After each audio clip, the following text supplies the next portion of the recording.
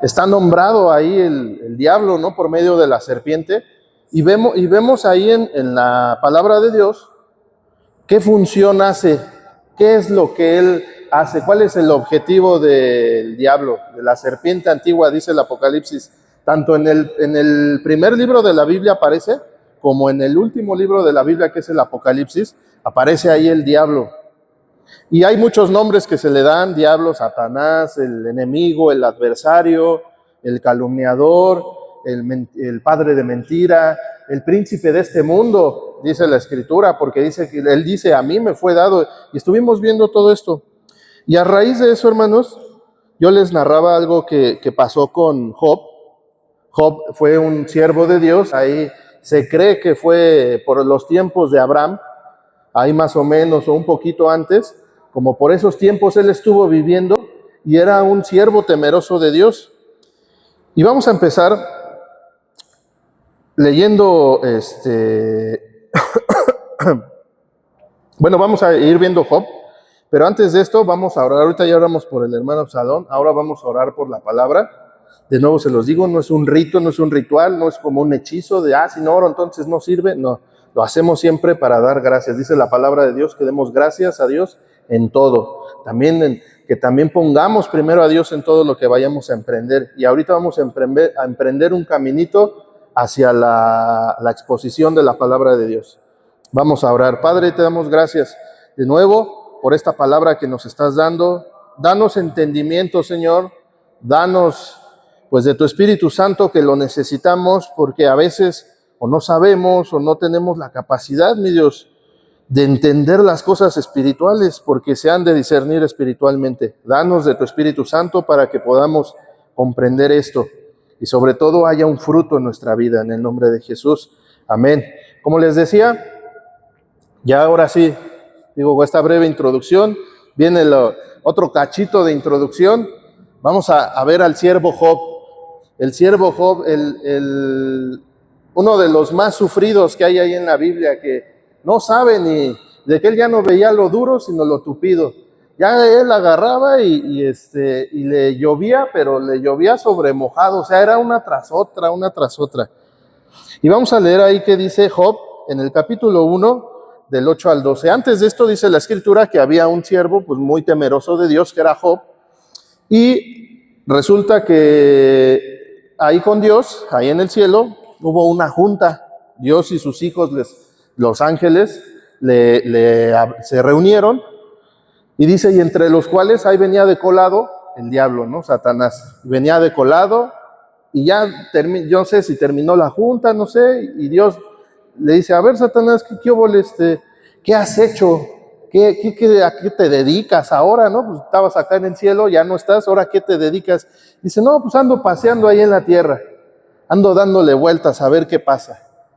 Y le dice Dios, oye, ¿no has notado, pues ya que andas ahí, no has visto a mi siervo Job? Es un siervo temeroso, él tiene temor de Jehová. Y el diablo le dice, no, pues él es así porque le das todo, quítale algo y vas a ver cómo luego te dice de cosas. Y a veces pasa eso, ¿no? Que en nosotros, digo, ese señor Job era muy temeroso de Dios. Y luego a veces nosotros, yo por lo regular me considero como Pedro, de que a veces digo, no, Señora, yo hasta la muerte, y terminé negándolo, ¿no? Al Señor. Entonces, creo que a veces podría ser uno de que si me pasa algo, pues a la primera renegamos de Dios. Y pues resulta que le dice Dios, ¿sabes qué? Le dice al diablo, ¿sabes qué? Yo creo que él es íntegro de verdad. Es más, mira, tienes en tu mano, hazle lo que quieras, pero no toques su vida. Le dice, va, órale, y se va el diablo. Y vamos a leer Job 1, 8 al 12. Dice, entonces el Señor le preguntó a Satanás, ¿te has fijado en mi siervo Job? Es el mejor hombre en toda la tierra. Es un hombre intachable y de absoluta integridad, tiene temor de Dios y se mantiene apartado del mal. Satanás le respondió al Señor, sí, pero Job tiene una buena razón para temer a Dios. Siempre has puesto un muro de protección alrededor de él, de su casa y de sus propiedades. Has hecho prosperar todo lo que hace. Mira lo rico que es. Así que extiende tu mano y quítale todo lo que tiene. Ten por seguro que te maldecirá en tu propia cara. Muy bien, puedes probarle, dijo el Señor a Satanás. Haz lo que quieras con todo lo que posee, pero no le hagas ningún daño físico. Entonces Satanás salió de la presencia del Señor. Vamos a seguir leyendo. Un día, cuando los hijos y las hijas de Job celebraban en la casa del hermano mayor, llegó un mensajero a casa de Job con las siguientes noticias.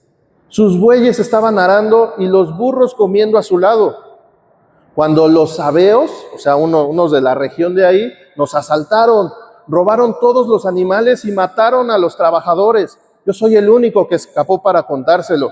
Y dice la Escritura que en lo que estaba contando, dice, mientras este mensajero todavía hablaba, llegó otro con otra noticia. Cayó del cielo el fuego de Dios y calcinó a las ovejas y a todos los pastores. Yo soy el único que escapó para contárselo. Y luego, otra vez, mientras estaba hablando, el que sigue, y mientras estaba ese mensajero todavía hablaba, llegó un tercero con esta noticia. 3 bandas de saqueadores caldeos robaron sus camellos y mataron a los sirvientes. Yo soy el único que escapó para contárselo. No había terminado de hablar el tercer mensajero cuando llegó otro más con esta noticia. Sus hijos e hijas estaban festejando en la casa del hermano mayor y de pronto un fuerte viento del desierto llegó y azotó la casa por los 4 costados. La casa vino abajo y todos ellos murieron y yo soy el único que escapó para contárselo. 4 veces y una tras otra. Y todavía ni terminaba de hablar uno cuando llegó otro. No, espérame tantito. Como que iba en aumento las cosas, ¿no? Y ya hasta parecían competencias. A ver quién le decía la peor noticia. Y pues sí, el último fue el que dio la peor noticia. Yo creo que como los que hemos tenido o tenemos hijos, pues es feo, ¿no? Yo creo que podemos decir, sí, está bien, quítame mis propiedades, quítame mi dinero, quítame lo que quieras, pero a mis hijos no. Y ahí pasó que hasta los hijos se los llevó. Pasaba algo con Job, que él siempre se preocupaba por sus hijos y hasta ofrecía un sacrificio para que ellos, decía, pues por si hacen algo malo. Y ahí empezamos a ver la mentalidad de Job, ¿no? En lugar de ir a confrontar a sus hijos, él agarraba y decía, bueno, pues por si las dudas yo pago por ellos. Y vemos a este siervo de Job y comenzamos a preguntarnos y tal vez como que a espejearnos, a ver también nosotros de que hay veces que nos han llovido pues noticias fuertes, fuertes de salud. A lo mejor íbamos por hacernos un estudio de algo y nos descubrieron otra cosa. Ahorita yo estoy viendo por enésima vez la serie de Doctor House de las enfermedades. Estoy viendo cómo hay enfermedades bien raras y cómo llegaba alguien por algo y le descubren otra cosa. No, uno llegó por gripa, tenía cáncer, tenía leucemia, tenía lupus, tenía enfermedades así horribles. Y yo creo que esto también ha pasado. Yo recuerdo una situación con mi abuelo, que él se empezó a poner mal y fue al doctor y le dijo el doctor, usted tiene cirrosis y le quedan 6 meses de vida. No, pues él ya se quería matar. Y hasta me acuerdo que le vino un momento así fuerte como de psicosis, por así decir, y decía, no, yo cito al diablo aquí, que ya venga, que me lleve de una vez. Y él se ponía en esa psicosis de, pues obviamente una noticia fuerte, o una noticia, yo les decía de la vez pasada de una hermana que se reunía aquí, nuestra hermana Dorian, que a ella le secuestraron a su hijo y lo asesinaron. ¿Qué noticia tan fuerte esa? Y yo estuve reflexionando esto y empiezan a surgir preguntas. ¿Esto es una prueba? ¿Será un ataque del enemigo? ¿Será alguna consecuencia de una decisión mala que tomé? ¿O simplemente es una circunstancia, ¿no? El azar me tocó, ahora sí que me tocó. Job ahorita que estamos viendo esto, nos empieza como que a ayudar a entender qué es lo que está pasando. Vemos que en poco tiempo perdió sus bienes, perdió a sus hijos. Después de esto, perdió su salud también. También les decía que estaba todo así con llagas, como leproso, así todo enfermo. Y resulta que él no sabía lo que estaba sucediendo. Nosotros como espectadores o como lectores, sabemos qué es lo que está pasando, que Dios tiene el control, que Dios le está ordenando a Satanás, mira, hasta aquí puedes llegar, pero Job no sabía absolutamente nada. Y a veces nosotros estamos en esa circunstancia difícil. Les digo, una circunstancia de salud, una circunstancia emocional, económica. Pónganle la etiqueta que ustedes quieran, algo fuerte. Híjole, ya no me alcanza la quincena, ya nada más me quedan 1,000 pesos. Y todavía, ¿a qué estamos, hermano? Estamos a 23. Y luego quincenas hasta el de mañana en 8. Ya no me alcanza el dinero. Y tengo 3 hijos y una esposa.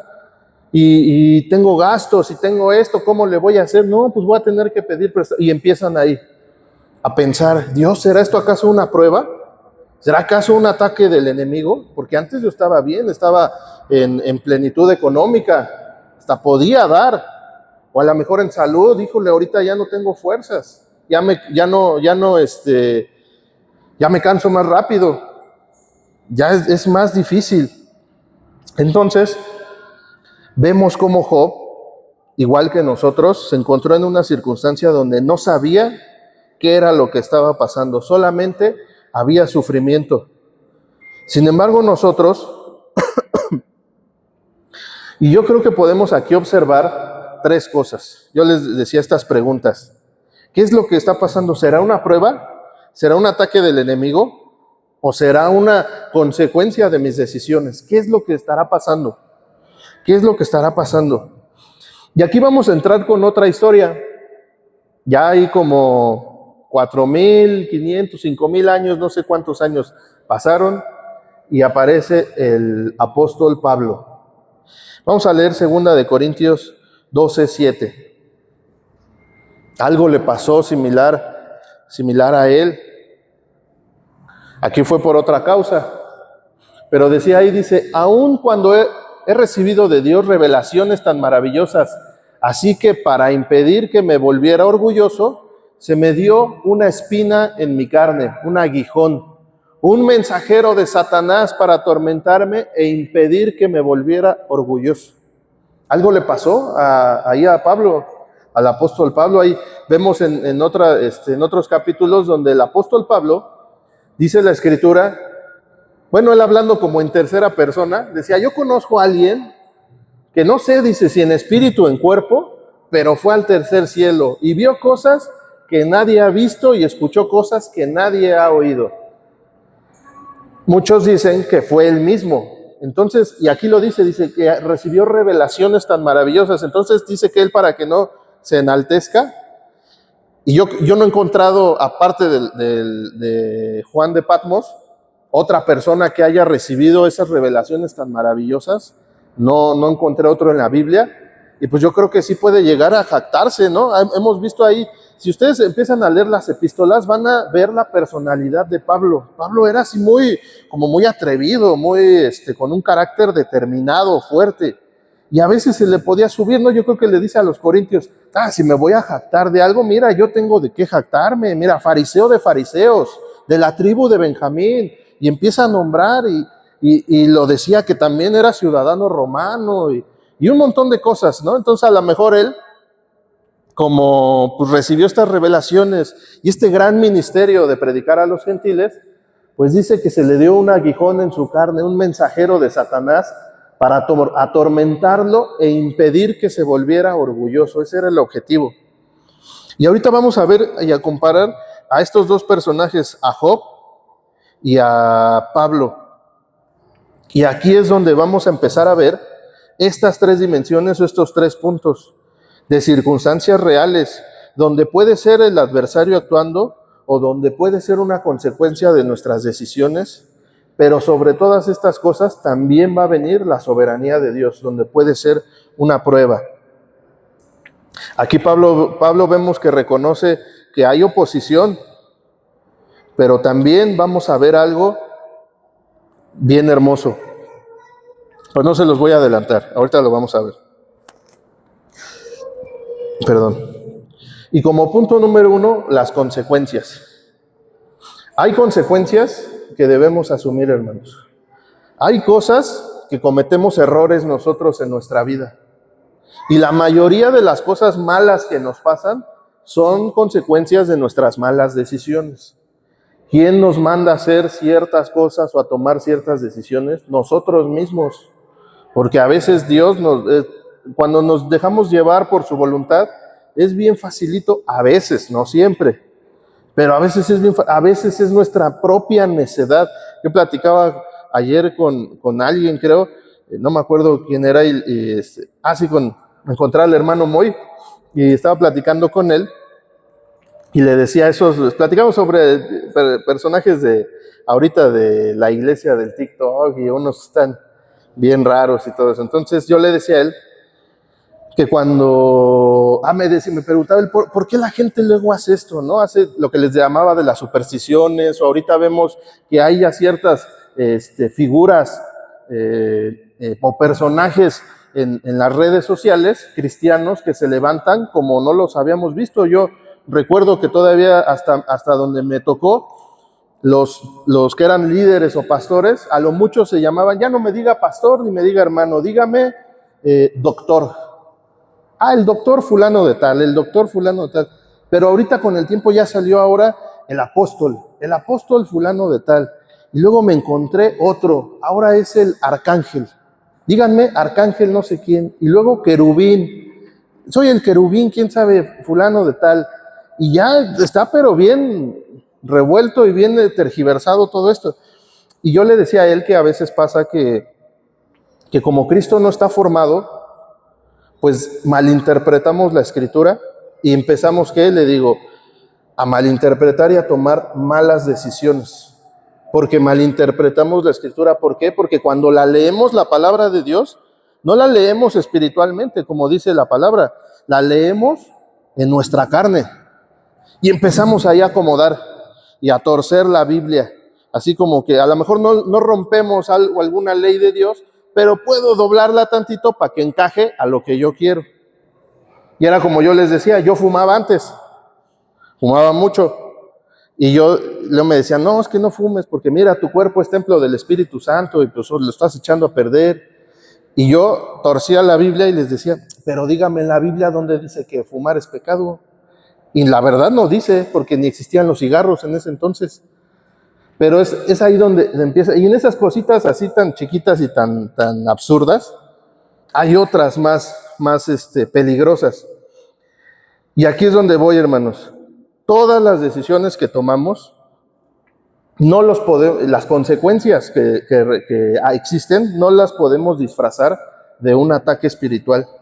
A veces sufrimos consecuencias, como les digo, de nuestras propias decisiones. Por ejemplo, si administro mal mi dinero, pues voy a terminar endeudado. Y ahí cuando esté endeudado no necesito decir espíritu de deuda, espíritu de pobreza, huye fuera en el nombre de Jesús. No, pues más bien Arturo tonto que no administró el dinero y se lo gastó en los tacos o se lo gastó en comprarse algo que no debía comprarse porque tiene responsabilidades. O a lo mejor también si daño, por ejemplo, aquí este es un tema bien complicado y bien delicado. A veces creemos, cuando estamos en Cristo y nuestros familiares no son cristianos, surge una oposición. Y a veces dice la palabra, dice Jesús, no, pues es que yo vine a traer espada. Yo vine a que se peleen el papá con el hijo. Y pónganle que sí, pero no siempre tiene que ser así. Dice la palabra de Dios también que somos embajadores, que somos ministros de la reconciliación. Como embajador, imagínense, va a venir un embajador a decirnos aquí, tú eres un tal por cual y que no sé qué, ¿qué vamos a hacer como nación? No, pues lo voy a rechazar y hasta te declaro la guerra por venir a insultar a mi nación. De la misma manera, si nosotros como ministros y embajadores de Cristo vamos a proclamar el evangelio a alguien que no conoce y voy y le digo de cosas y le digo esto, o simplemente no le digo nada, pero mi conducta es una conducta deplorable, ¿qué va a pasar? Pues entonces la persona se va a ofender y le vamos a crear una herida. Y para quitarle esa herida, y eso es afuera, ¿qué pasa en nuestras relaciones como iglesia? También llegamos a herir a nuestros hermanos por decisiones que tomamos. A veces porque el líder corrigió una conducta que no era, que estaba perjudicando a la iglesia, se crea una herida al fin. Pero el mismo líder tiene que ver la manera de cómo sanar esa herida. De decir, mira, es por esta razón, entiende, y cómo decir, dice la palabra de Dios, si sorprendes a un hermano, tú que eres espiritual, restáurale con un espíritu de mansedumbre, o sea, humilde, tranquilo, con ternura. Pero si vamos con la espada desenvainada para decir tú así y así y así, pues el otro, ¿qué va a pasar? Dice la palabra, misma palabra. La blanda respuesta aplaca la ira, pero la respuesta áspera va a avivar el furor. No, y pues para mis pulgas, que yo soy de mecha corta, ahorita me vas a escuchar ahora la de regreso. Y empieza la discusión, empieza el ataque y el choque. Surgen heridas. Y en estas heridas también pasa, o a lo mejor simplemente pasa algo, tomamos alguna decisión que nuestra intención no era herir a la persona, pero se hirió. Hay veces que si es con el dolo de molestar al otro, de molestar hasta a los hermanos, hasta en la iglesia se da. Y eso se da porque Cristo no ha sido formado en los corazones de las personas, de los creyentes. Todavía seguimos en el egoísmo, en el yo. Un ejemplo bien sencillo. Aquí estamos en la prédica. A mí me ha pasado y me pasó. Cuando está predicando el hermano, ahorita estoy predicando y ya estoy así. No me interesa, es mi carne. Yo que les he dicho ahí hace mucho, se los decía, hermanos, pues no hay que hacernos tontos, pues si traemos sueño, no nos interesa, pues mejor nos retiramos. ¿Para qué le jugamos al cristiano? Mejor, si yo quiero de verdad que Cristo me forme, que Cristo me enseñe, que Cristo me diga, y eso es a través de los hermanos, pues entonces, ¿qué voy a hacer? Pues voy a mostrar todo mi interés, porque el hermano está dando la palabra. Aún sea el hermano que me cae gordo y siempre nos regaña, o el hermano que no más habla del amor, o el hermano que a veces se le van las cabras al monte y confunde, y mete a Moisés al arca, y mete a Noé a las tablas, y confunde a los personajes de la Biblia, pero al final es palabra de Dios que nos está dando. Entonces, ¿qué pasa ahí? Empezamos a tomar malas decisiones, porque una de estas pequeñas decisiones, tan solo una, fíjense, hay algo que se llama, no sé si han escuchado, el efecto mariposa. El efecto mariposa, según, es que del otro lado del mundo, una mariposa aletea, y eso hace que cambie un montón de cosas, que cambie toda una circunstancia de toma de decisiones. ¿Por qué? Porque aleteó la mariposa y la mariposa empieza una reacción en cadena, hasta que llega a grandes cosas. Ahora imagínense, si nosotros tomamos una mala decisión de levantarnos tarde cuando teníamos que pararnos temprano para poder ir a trabajar o hacer algo, teníamos un compromiso y no lo hacemos, empieza una reacción en cadena, que al final esta reacción en cadena va a terminar a veces en la muerte de nuestra vida espiritual o en el estancamiento de nuestra vida espiritual. Entonces aquí debemos la verdad de decir algo, antes de que digamos, no, es que es una prueba, no, es que es un ataque del enemigo, decir, Señor, ¿hay algo que debo corregir? Híjole, me está pasando esto, tal vez hay un pecado. Señor, enséñame qué es lo que estoy, dice la palabra ahí, líbrame de mis pecados ocultos. Señor, ¿qué debo de hacer? ¿Qué debo de hacer, Señor? ¿Por qué me da flojera ir a la iglesia? ¿Por qué no me interesa? ¿Por qué me cae gordo el hermano cada que habla? ¿Por qué esto? ¿Por qué? Porque preguntémonos para qué, qué es lo que está pasando, para que así podamos nosotros corregir estas malas decisiones que a veces tienen consecuencias en toda nuestra vida, en toda nuestra vida. Yo se los decía hace mucho, consecuencias que, fíjense, la mayoría de las clases sociales, ahorita, digo, no soy clasista de nada, pero estudio en la escuela que hay clases sociales, o hay estratos sociales, dependiendo la economía, dependiendo la educación. Y hay veces que ahorita está algo que se le llama la meritocracia, y que sobre todo se da en los estratos sociales altos, que critican al estrato social bajo, y no lo comprenden, diciéndole, es que el pobre es pobre porque quiere, el pobre es pobre porque no trabaja. pero no saben todas las condiciones que se tienen que dar para que el pobre siga siendo pobre. Yo les decía, la mayoría de, ustedes vayan, no sé, a donde quieran, en una de las regiones más ¿cómo se dice?, de escasos recursos de la ciudad, y la mayoría de las personas de ahí jamás van a salir de ahí, ahí se van a quedar. Sucede lo mismo con la educación. Yo platicaba con mi hermana porque ella trabaja ahí en el mercado con mi papá y me platica ella, pues luego así los chismes del mercado, de que ahí es todos contra todos. Ya fulanito, el del local fulano, ya anda con el del local fulano. Y la esposa de ese mismo ya anda con el de no sé qué. Y andan así de todos contra todos. Así están todos ahí. Y andan así. ¿Y qué pasa? Le digo, y así va a seguir. Y así va a seguir, le digo, la misma, ahí se vuelven clanes después porque ya son familias. Ya son los clanes, le digo, mira, todo ese clan de ahí, todos son iguales. A lo mejor uno va a salir de ahí, va a dejar de ser así. A lo mejor uno, o a lo mejor nadie. Y van a seguir repitiendo el mismo patrón toda su vida, toda su vida. Le digo, mira, este es el patrón que tienen. Ellos conocen a su pareja, procrean y tienen hijos. Cada uno de las parejas, del matrimonio, el papá y la mamá, ellos son tan egoístas que empiezan a ver su yo, y a los hijos los abandonan. Los hijos crecen sin educación, van a la escuela porque ve a la escuela como toda la gente que va, pero no les gusta no les gusta la escuela, siempre salen mal, se saltan las clases, se van de pinta, y esos mismos crecen y encuentran de nuevo parejas. Y esas mismas parejas se repite el patrón y es un círculo vicioso de nunca acabar. Así va a ser, le digo, toda su vida, hasta que en uno va a decir, híjole, yo no quiero seguir este mismo patrón de mi familia, me voy, y se termina yendo. Ahora ese es juzgado y atacado, porque decidió no ser igual. Y así va a ser siempre, solamente uno en nuestras familias, vamos a ver si a lo mejor existe en nuestra familia, yo por ejemplo en mi familia existe una situación de parecido, va a ser muy raro que salga. Todos van a seguir repitiendo lo mismo. ¿Cuál es el beneficio de nosotros? Que conocemos a Cristo. Que cuando llegamos a Cristo, dice 2 de Corintios 5:17, de modo que si alguno está en Cristo, nueva criatura es. Las cosas viejas pasaron, los patrones de nuestros padres ya pasaron, las costumbres de la familia pasaron, las tradiciones de la familia pasaron. He aquí todas, dice, en esta versión, esto significa que todo el que pertenece a Cristo se ha convertido en una persona nueva. La vida antigua ha pasado, una nueva vida ha comenzado. Esto es lo hermoso de Dios.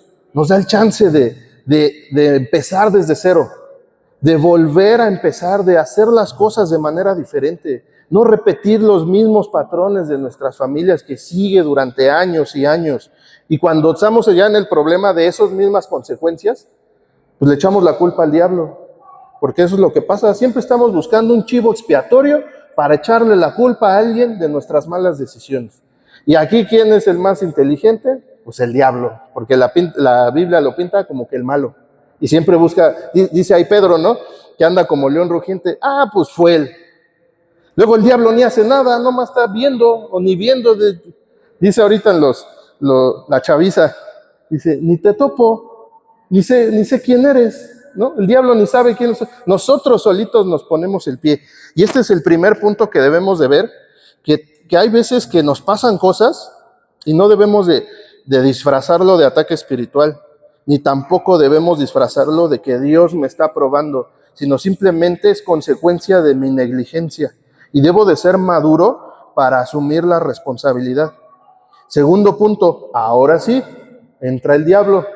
Hay veces que sí. Ahora sí vamos a leer 1 de Pedro 5:8. Perdón.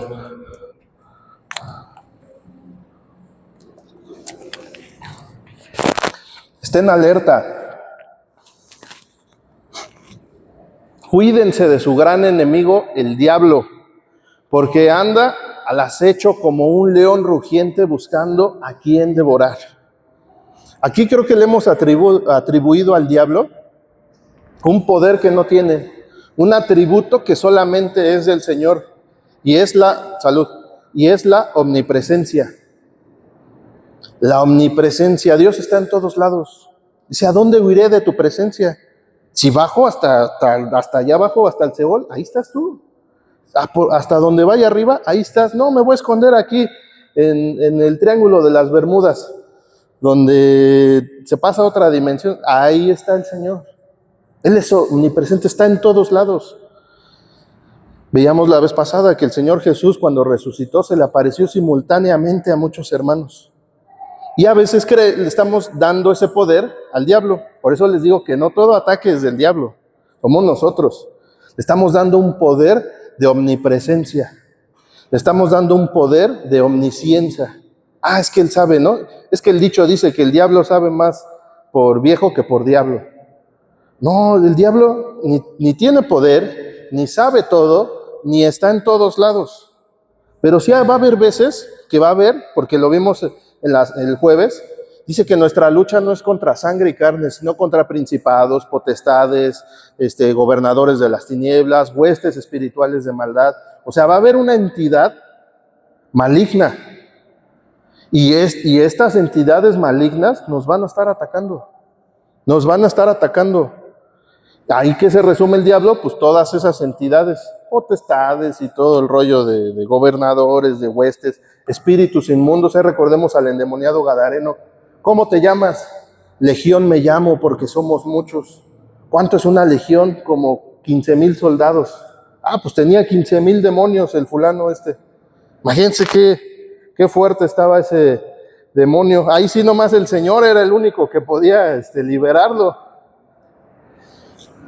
Y es aquí donde debemos de entender, no obsesionarnos con el diablo, pero sí conocer, porque la palabra de Dios lo nombra, conocer cuál es la función, para que seamos astutos y sepamos en qué momento es un ataque del enemigo. Satanás tienta, o sea, cuando haya tentación, ese es el diablo. Cuando haya engaño, ese es el diablo. Cuando haya acusaciones, ese es el diablo.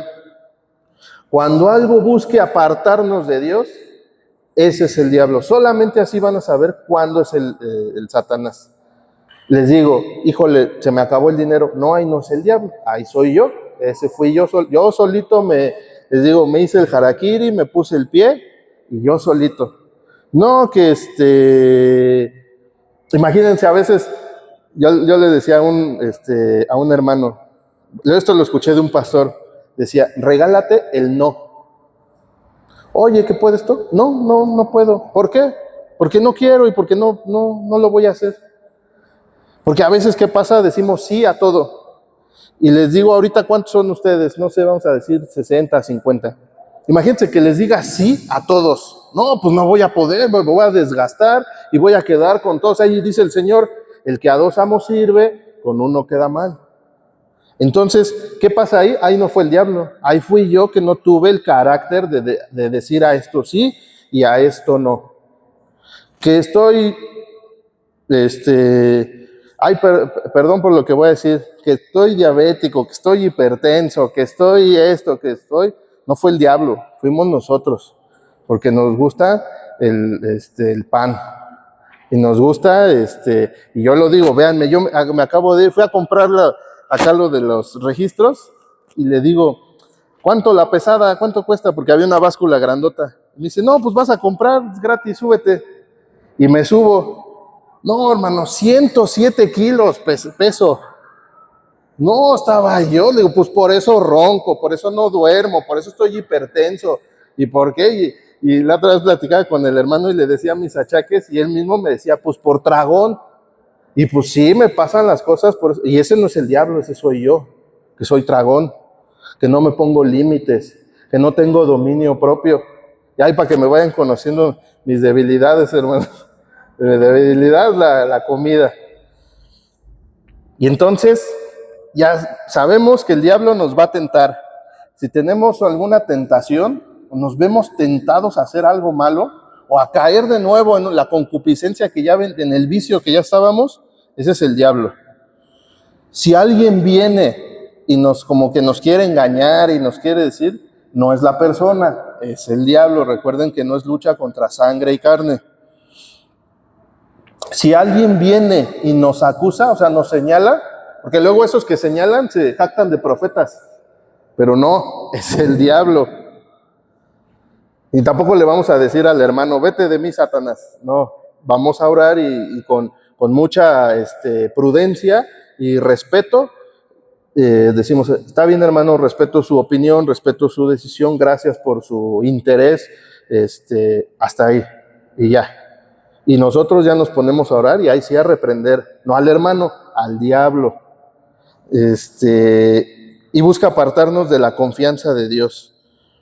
Efesios 6, como lo veíamos el jueves, nos enseña a vivir que no estemos buscando demonios detrás de cada uno de los problemas, ni tampoco estemos viendo los rangos y categorías de demonios. Ahí lo que nos enseña es a permanecer en la verdad, en la justicia, en la fe, en la salvación, en la palabra y en lo más importante, en la oración. Hay un canto del hermano Miguel Casina, se los recomiendo, se llama Guerra Espiritual. Es muy dramático ahí ese canto, hasta lo pueden hacer luego los niños como obra de teatro. Y dice, empieza a narrar de la oración, dice, la oración, dice, es un arma poderosa cuando se dispara con fe. A ver, déjenme, dice, la oración es un arma poderosa que disparar con fe es muy peligrosa. Siempre funciona, aunque no siempre igual, tarde o temprano, su efecto es letal. El enemigo nos quiere desanimar y nos dice, no uses esa arma, en vano vas a disparar. Pero él está temblando y va a retroceder, porque los soldados, dice, van a, ¿cómo dice? Van a interceder. Sí, gracias, hermanos. Está bien bonita esa canción y empieza a hablar de la oración, de que incluso de la alabanza, de cómo la oración, decía el Señor, ¿no? Cuando estaba el Señor Jesús bien nervioso porque ya lo iban a crucificar, estaba ahí en el huerto del Getsemaní y les dice ahí a los más allegados, ¿no? A Pedro, Juan y Jacobo, quédense aquí tantito, pónganse a orar, por favor. Yo voy aquí también a orar, ¿no? Pero pues ahora sí que en privado. Va a orar, regresa, ¿y cómo los encuentra? Así, vean al de al lado para que vean si no está igual. ¿Y qué? Los agarró bien dormidos y les dice, o sea, no pudieron ni una hora, o sea, no pudieron orar conmigo una hora, no están viendo en la agonía que me encuentro, ni una hora. Dice, el espíritu está dispuesto, pero la carne es débil. Oren y estén velando. Entonces, la oración, cuando estamos, y yo sé que es difícil, hermanos, yo sé que es difícil porque me ha pasado y reciente, hace 15 días, tenía así la tentación de ahora sí que del cigarro, hermanos. Llegó, en el trabajo fuman mucho, y fue un momento así y que llega, ahí sí llega el diablo, y me dicen ahí, ay, andas bien preocupado, no sé qué. Pues échate uno no es ninguno, me decían. Y yo estaba así y dije, híjole, ahorita voy. Y se fueron todos a la hora de la fumada ahí en el trabajo. Y yo sí que me acordé de la canción y me acordé del diablo que me dice, no uses esa arma. Dice, pues en vano vas a disparar. Y dije, no, mijito, conmigo ya no. Y me puse a orar y dije, Señor, eres mi fortaleza. Señor, eres mi sostén, eres mi esto. Y empezar a alabar. Aquí el siervo Job dice algo bien bonito. Dice, Jehová da y Jehová quita. Y algo que viene después me gusta mucho, dice, bendito sea el nombre del Señor. Termina en una alabanza. Entonces, ¿qué dije? Bendito sea el nombre del Señor. Y la verdad, hermanos, ahí es cuando sirven las alabanzas. Yo que agarré, me puse mis audífonos y órale, ponle play, ponme las de Miguel Casina, ahorita vamos a machacarle la cabeza al diablo. Y solamente así, hermanos. Y es un momento de debilidad. Ahora imagínense una debilidad todavía más fuerte, más grotesca, o en momentos donde a veces la cuestión de física, orgánica, en un momento de una pelea, de una discusión, ahí es más difícil todavía tener dominio propio. O lo que les decía ahorita, la del pan, que me gusta el pan, mucho, y ceno, y ya cené mis taquitos o mi sándwich, y todavía, pásame unas galletas, pásame 2 panes, pásame. Ahí en ese momento, al final, hermanos, a veces, como es un pan, decimos, ay, no pasa nada, no está tan grave. No, sí está grave. Sí está grave, porque mientras más le empaco, más todavía voy a subir de peso y más me voy a provocar cosas que no debo de provocarme. Entonces, es ahí cuando debemos de recordar que nuestra seguridad no está en el enemigo, en estos momentos de tentación, o ya, híjole, pues ya al rato me arrepiento. No, sino debemos de recordar esto, de vivir en la verdad, una vida con verdad, una vida justa, una vida de fe, una salvación, una vida llena de la palabra y sobre todo de estar en oración, para que cuando enfrentemos de verdad la oposición, nuestra mirada no quede puesta en el diablo o en Satanás, sino que nuestra mirada esté en Cristo, porque nuestra seguridad, como les decía, no es conocer de demonología. Nuestra seguridad es en conocer que el Señor ya venció. Y ya por último punto, hermanos, el tercero, entra la soberanía de Dios. Aquí vamos a regresar con Job y con Pablo. Vemos aquí cómo Satanás quería destruir a Job, pero en la soberanía de Dios, Él estableció límites y le dijo, no toques su vida, no lo mates. O también cuando dice que le dio un aguijón a Pablo, una espina, para que no se volviera orgulloso. Y aquí vemos que Pablo pidió algo. Vamos a ver qué dice Segunda de Corintios 12. ¿Cuál leímos? El 8, creo, ¿no? Segunda de Corintios 12. Empezamos con el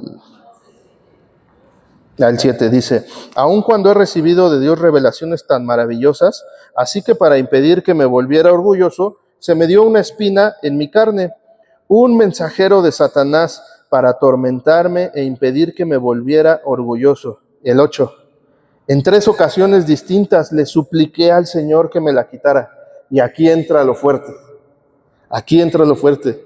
¿Por qué? Porque a veces vamos a estar orando, cantando alabanzas, y le vamos a decir al Señor, ay Señor, ya no veo lo duro, sino lo tupido, está fuerte la situación, no aguanto. Y le vamos a decir 3 veces, dice, le supliqué, le rogué. No sé si ustedes han visto en las películas cuando la gente ruega por su vida. No llega y le dice, pues no me mates. No, está llorando y se hinca y está rogando, no me mates, no me mates. Así. Yo creo, estaba Pablo igual en oración, Señor, quítame esto, no aguanto, quítamelo. Por favor, no lo aguanto. ¿Y qué le dijo el Señor? Dice, mi gracia es todo lo que necesitas. Mi poder actúa mejor en la debilidad. En la otra versión dice, bástate mi gracia, porque mi poder se perfecciona en tu debilidad.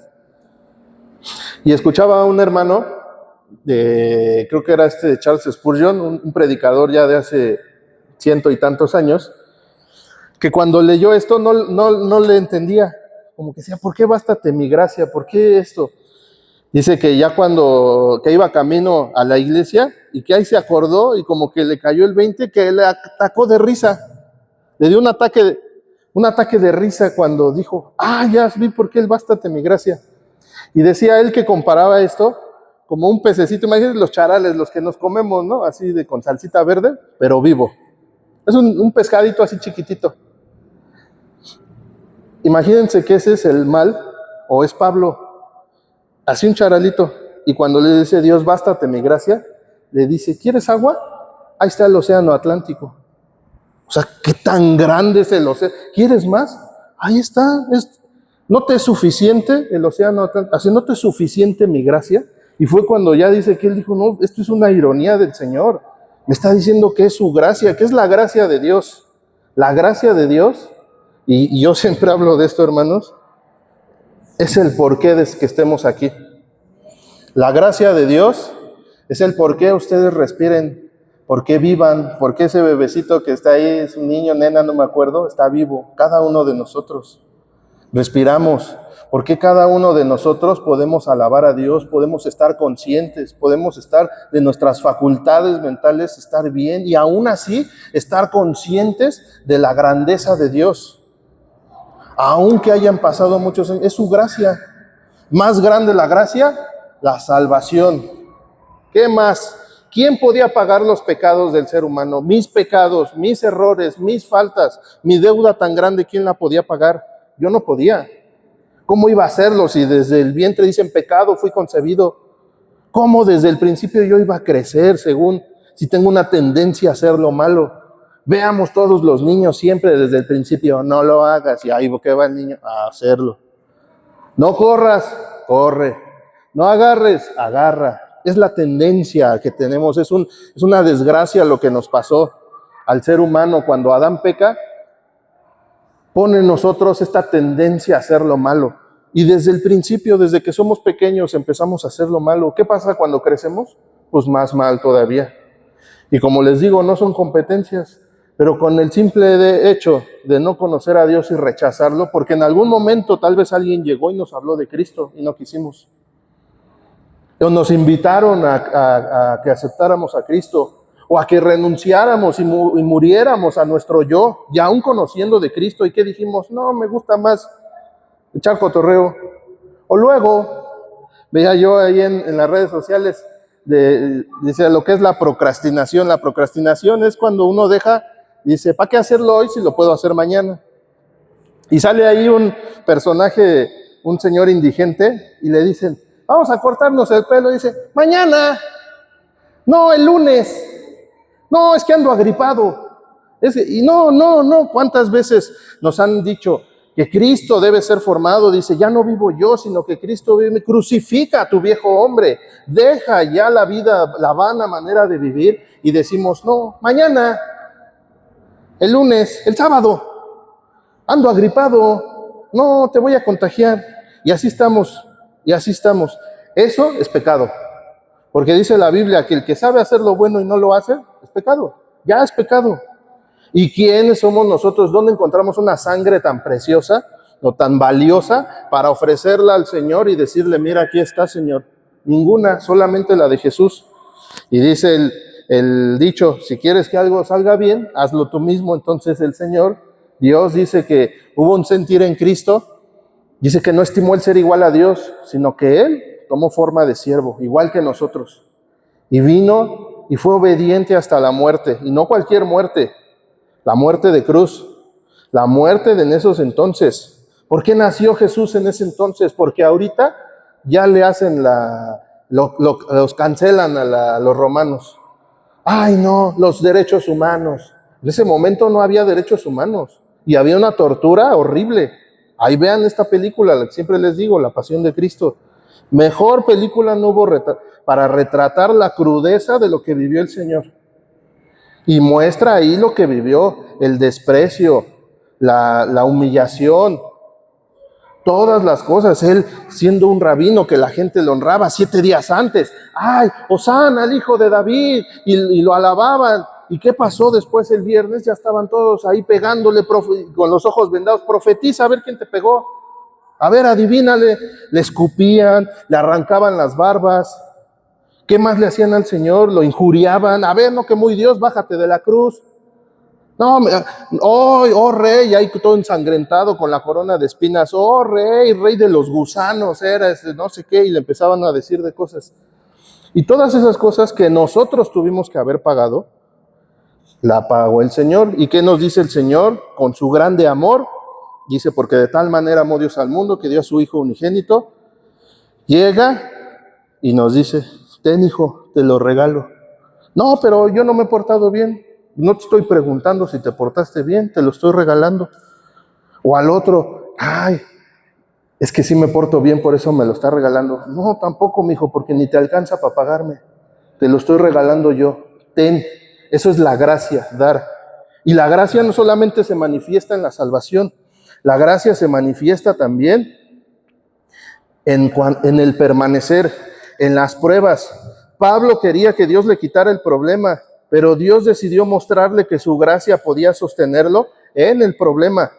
La gracia no solamente es esa ese regalo de salvación. También la gracia es la capacidad de mantenernos firmes en situaciones difíciles. La gracia también es esa capacidad que Dios pone en nosotros para salir adelante todos los días, no para ser mejores personas, sino para que muramos al viejo hombre y Cristo sea formado en nosotros. José expresó algo bien padre en Génesis 50:20. Y esto es también la gracia de Dios. Recordemos a José el soñador, todas las cosas también feas que le pasaron. Dios le mostraba en sueños lo que iba a pasar y él se los anunciaba a su familia. Imagínense nosotros a nuestra familia cuando esperamos que de ellos venga algo bueno y venga el apoyo, que nuestra misma familia nos traicione y le dice, ustedes se propusieron hacerme mal. ¿Quién? Sus hermanos. Lo vendieron, lo querían matar, pero creo que abogó Rubén y dijo, no, mejor no lo matemos, vamos a venderlo. Pero Dios dispuso todo para bien. Él me puso en este cargo para que yo pudiera salvar la vida de muchas personas. Gobernador de Egipto, el faraón le dijo, después de mí estás tú. Imagínense qué gran honor, qué gran... Y aquí lo reconoce él. Dios dispuso todo esto que pasó para bien. Dice la otra versión, vosotros pensasteis mal contra mí, pero Dios lo encaminó a bien. Esto mismo viene ahí en Romanos 8, cuando dice que todos los que aman a Dios, todas las cosas les ayudan a bien, de acuerdo a un propósito. Aquí está el propósito para que pudiera salvar la vida de muchas personas. ¿Ustedes por qué están aquí, hermanos? Para eso, para salvar la vida de muchas personas. Es la responsabilidad que tenemos, salvar la vida de muchas personas. Por eso Dios nos puso aquí, para que conozcamos de Él y no nos lo quedemos, no seamos egoístas y decir, yo ya tengo mi salvación, yo ya no me importa el otro. No, voy a ir y a darle la salvación al que sigue. La intención de estos hermanos de José era mala, pero aún Dios seguía siendo soberano. Esto fue a lo mejor una situación que fuera muy difícil. Y que a veces vemos como yo les decía que hay como tres principios o tres puntos donde son nuestras consecuencias, donde es el enemigo, donde es Dios obrando. Y aquí creo que se mezclaron esas, porque José se puso a presumirles a sus hermanos pues, los sueños que tenía. Y luego como era el consentido, pues les provocó celos e ira a los demás. Y el diablo utiliza a esa gente para hacerle algo mal. Pero Dios agarra todo eso y dice, ahorita vas a ver mi gracia, cómo es mi gracia. Y utiliza todo y empieza a mover para bien. Y el enemigo a veces, hermanos, va a querer destruir nuestra fe. Pero Dios va a utilizar esa tentación, esa prueba para fortalecer nuestra fe. Dice ahí en Santiago 1:3 que la prueba de fe produce paciencia. El enemigo va a querer que abandones a Dios, que abandonemos, que ya tiremos la toalla. Ya, ¿para qué voy si ni cambian? Ya, ¿para qué esto? Ya, ¿para qué? Y eso sí es un ataque del enemigo, porque quiere sembrar en nosotros una mentira. Pero cuando nosotros estamos tomados de Dios, lo vamos a rechazar y vamos a ver cómo Dios quiere afirmarnos en su verdad. El enemigo va a querer destruir, pero el enemigo, como les decía el jueves, no es soberano, él también obedece. Y yo creo que él obedece hasta más que nosotros, porque lo vimos ahí con Job, le dijo, está bien, haz esto, pero no toques su vida. Y fue obediente el diablo. Qué incongruencia, ¿verdad? Como un diablo obediente. Y como conclusión, hermanos, cuando estemos en pruebas, cuando estemos en situaciones difíciles y no sepamos qué está ocurriendo, como Job no lo sabía, podemos preguntarnos qué está sucediendo y empezar a reflexionar en la situación difícil que estemos viviendo. Tal vez digamos, híjole, yo creo que esta situación hay pecado. ¿Qué debo de hacer? Arrepentirme. Pecado igual a arrepentimiento. Cuando hay pecado es arrepentimiento. Así no hay otra, no, pero déjame ver y no. Arrepentirse es cuando hay una situación donde hubo una consecuencia de nuestro pecado, es arrepentirnos. Y es asumir y corregir eso mismo, porque eso es el arrepentimiento, cambiar la mentalidad y no solamente me quedo de, pues sí, ya lo reconocí, no, ahora lo voy a cambiar. Si hay tentación, hermanos, resistir de verdad. Ahí ahora sí que muérdanse la lengua, machúquense la mano, báñense en agua fría, a ver qué se nos ocurre para resistir el momento difícil de tentación. Si hay oposición, nos agarramos de la roca. Ahí está la roca, ahí está la cabeza que es el Señor. Si estoy siendo probado, perseverar. Y al final, si no es ninguna de esas y no sé, pues me queda algo, la fe. Y creo que eso es lo más hermoso de todo, la fe. Dice, si tuvieras fe como un grano de mostaza es así. Ay, me dio el Parkinson. Estoy así. Pero es así chiquitito, así. No sé, más chiquito que ese punto negro de ahí. Así es la fe, dice el Señor, que si tuvieras fe como de un grano de mostaza, tú le podrías decir a este monte, trasládate de aquí para allá, y él se va a trasladar. Mira, así chiquitito, no necesitas más. ¿Por qué? Porque ese pedacito de fe, cuando es sembrado, produce un árbol grandísimo, demasiado grande. O sea, de algo tan chiquito surge algo. No sé, nunca he visto un árbol de la mostaza, pero sí me imagino el árbol del tule. ¿Cómo está así grandotote? Un árbol así de algo tan chiquito, de una semilla tan grande, pues eso es. Y la fe, también dice ahí la palabra, que la fe es como el oro, que tiene que ser refinada. ¿Cómo se refina el oro, hermanos? ¿Cómo se hace cada vez más puro? Con fuego. Se mete al crisol y le echan harto fuego y antes le echaban aire, ¿no? Para que se avivara la llama. Ahora ya le prenden al soplete y cada vez le dan más potencia al fuego. Y llegan a unos grados y empieza a quemarse toda la impureza hasta que sale el oro puro. Y ya que está el oro puro, se ve hasta blanquito, así cuando está hirviendo, así está líquido. Ya una vez que termina de purificarse y se enfría ¿Qué pasa también? El oro puro es muy moldeable. Hasta nosotros lo podemos agarrar y darle forma. Eso es lo que quiere Dios hacer con nuestra fe, que sea moldeable, que se ajuste a la voluntad de Dios. Entonces nuestra fe va a ser probada, cuando estemos en momentos difíciles va a ser probada. Y hermanos, va a surgir aparte también una pregunta, y es la más importante. Y le vamos a decir al Señor, ¿por qué pasa esto? ¿Por qué está pasando esto, Señor? ¿Qué quieres formar en mí mientras estoy atravesando esta circunstancia difícil? Yo entiendo, Dios, que la circunstancia, pues tú eres más grande que eso. Tú eres más grande que el enemigo. Tú eres más grande que el sufrimiento. Pero no, ¿qué quieres, Señor? Muéstrame. Y miren, hermanos, nuestra seguridad no está en comprender lo que sucede. Porque a veces queremos entender todo. No. Eso es humildad, decir, no lo sé. Así de fácil, no lo sé. ¿Por qué te pasa esto? No, pues fíjate que la célula de quién sabe qué. No sé. No sé por qué me pasa esto. ¿Por qué estoy así? ¿Por qué me siento irritable? ¿Por qué esto? ¿Por qué el otro? Híjole, si me hago a lo mejor 1000 estudios, sí. Yo escuchaba también a un teólogo que decía que a veces queremos ver milagros como los que pasaban en la antigüedad, ver las ranas como caen del cielo, fuego con sangre y hielo y no sé qué cosas de esas, pero dice, hay milagros todos los días.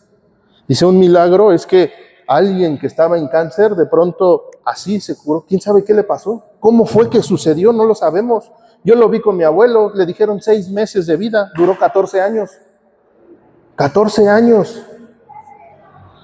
Híjole, yo no sé qué es lo que está pasando, esos son milagros. ¿Qué son milagros? Que el alcohólico deje de beber, que el que fumaba deja de beber, que el que golpeaba a su familia ya no lo hace, que el que trata mal a su esposa la trata bien, esos son milagros también. Que el que no quería saber nada de Dios, como yo, ahora está aquí compartiendo.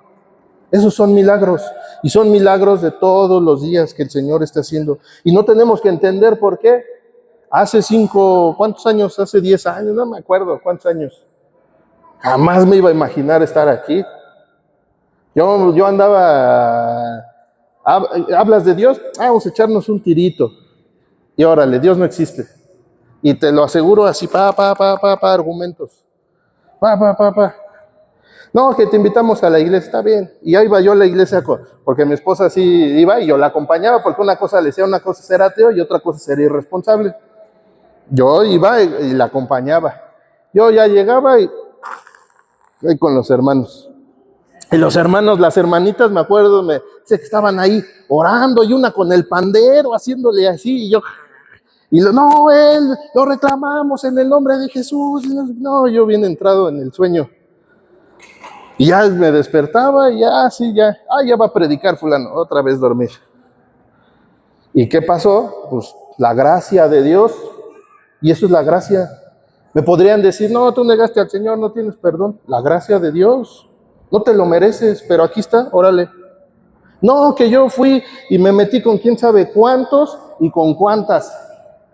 Ahí está la gracia de Dios, eso es la gracia. Bástate, mi gracia es todo lo que necesitas. Para terminar, hermanos, nuestra seguridad está en saber quién sigue sentado en el trono mientras todo esto sucede. Porque el estar sentado en el trono es del Señor y el trono simboliza autoridad, simboliza poder. Padre, te damos gracias por esta palabra que nos has dado. Señor, a veces es difícil esperar en ti. No sabemos por qué pasa esto, pero lo que sí sabemos es que tú eres soberano y tienes el control.